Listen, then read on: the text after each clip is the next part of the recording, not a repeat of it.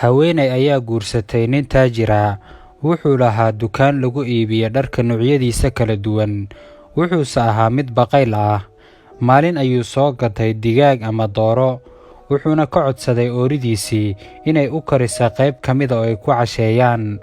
Iyagoo cunaya cashadii, waxaa dhagahooda ku soo dhacay in la garaacayo gurigooda albaabkiisa. Ninkii taajirka ahaa ayaa albaabkii furay, waxaana iridka taagan nin faqiir ama sabool ah oo baahan, wuxuuna doonayaa cunto uu cuno. Odaygii wuxuu diiday inuu wax siiyo, isagoo kor u qaylinaya, hadal jees-jees ahna odhanaya ayuu ceyriyey. Ninkii baahnaa ayaa yidhi, Allaha kuu dembi dhaafee mudane, haddii aysan baahi ii hayn lahayn, gurigaaga maan soo garaaceen. Muusan sugin taajirkii inta uu hadalka dhammaynayo, oo albaabkii ayuu ka horgeeyey, isagoo cadho daranna ay ka muuqato.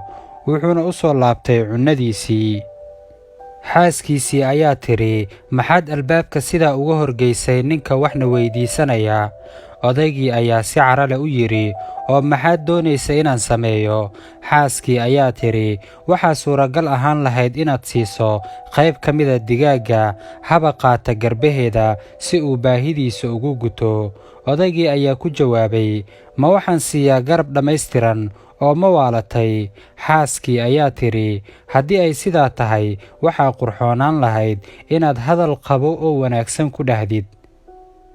Ayaamo kadib waxaa dhacday in ninkii taajirka ahaa dukaankiisii uu gubtay oo aan waxba ka badbaadin, dharkii oo dhanna ay bas beeleen.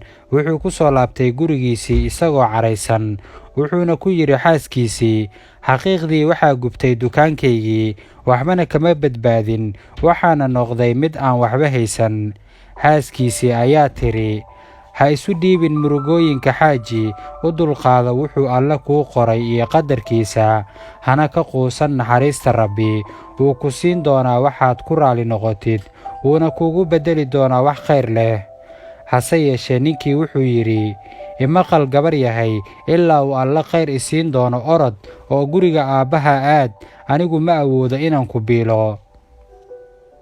Wuu furay xaaskiisii, laakiin Eebbe waa karaameeyey gabadhii oo waxay guursatay nin deeqsi ah, una naxariista masaakiinta oo gacan furan. Wuxuu quudiyaa kii gaajaysan, mana celiya mid wax u baahan oo weydiista baahidiisa in loo gudo. Maalin maalmaha ka mid a haweenaydii iyo ninkeedii cusbaa oo cashaynaya ayaa albaabka loo soo garaacay. Way istaagtay gabadhii si ay u dhugato qofka garaacaya. Ninkeedii kolkay u soo laabatay waxay ku tidhi, waxaa noo taagan qof waxna weydiisanaya oo ka sheeganaya baahi hayse darteed, raashin ayuuna rabaa.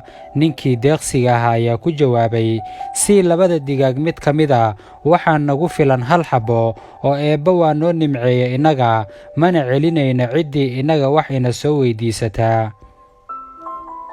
Waxay bilowday ooridii inay ilinta ka soo dareerto.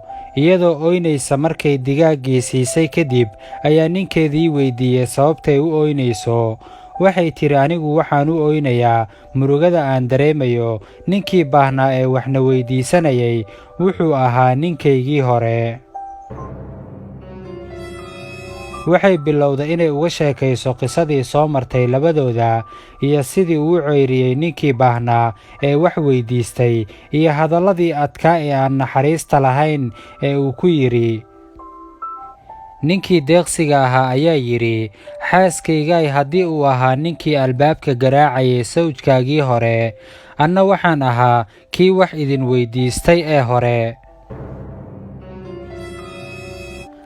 Haddaba walaalayaal, adduunyadu waa meerto iyo maalmo isdaba ordaya.